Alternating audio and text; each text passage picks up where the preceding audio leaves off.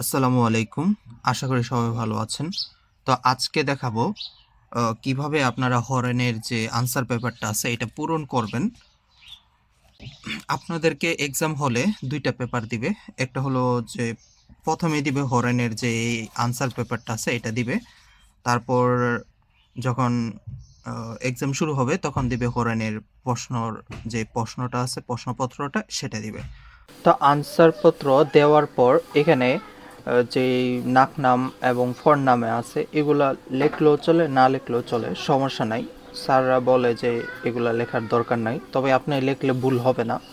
স্যাররা বলে দেবে এগুলো সম্পূর্ণ আপনাদেরকে গাইড করবে।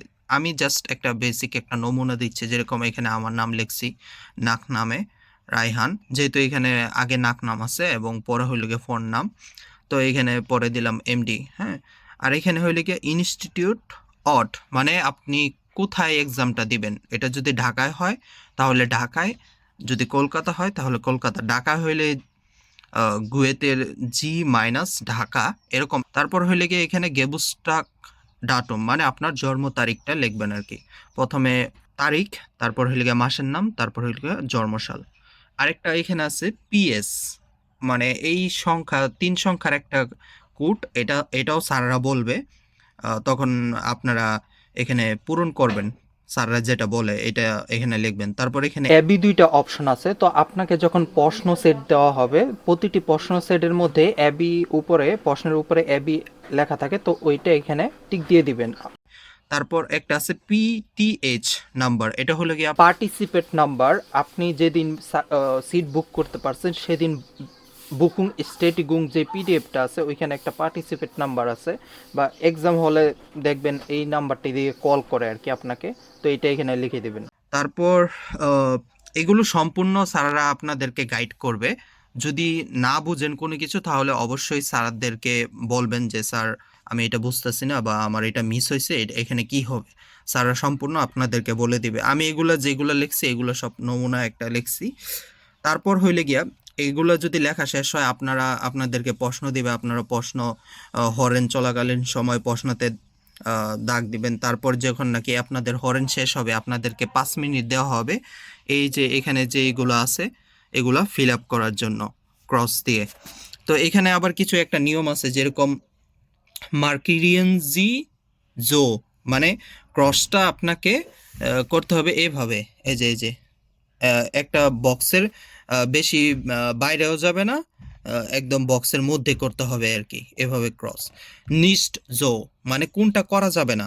এই যেরকম একটা বক্সের আপনার দাগটা ৪ সাইডে চলে গেল আর কি, এই সাইডে বেশি চলে গেল, এই সাইডে বেশি চলে গেল, এগুলো করা যাবে না।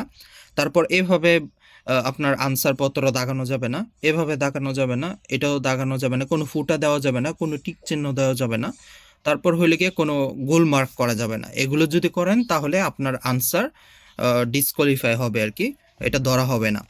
তারপর নিচের ২টা অপশন খুবই গুরুত্বপূর্ণ। ধরেন আপনি কোনো একটা আনসার দাগাইছেন নাম্বার, কিন্তু এই আনসারটা হবে না, এই আনসারটা হবে বে। তখন নাম্বার যেটা দাগাইছেন এটা সম্পূর্ণ ফিল আপ করে নাম্বারটা আপনি ক্রস করে দিবেন, তাহলে আপনার উত্তরটা কাউন্ট করা হবে।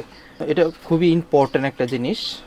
ধরেন আপনি এইটা হলো 14 নাম্বারেরটা আপনি এভাবে দাগাইছেন। হ্যাঁ, সঠিকভাবে কিন্তু আপনারা এভাবে, এই যে দেখেন আমি যে ক্রস দিছি আমার ক্রস কিন্তু বাইরে যায় নাই আর কি। হ্যাঁ, এই বক্সের ভিতরেই আছে সবগুলা, এই যে দেখেন সবগুলা, এগুলো যেগুলো লম্বা এগুলো ঠিক এভাবে আর কি, বক্সের বাইরে যায় না।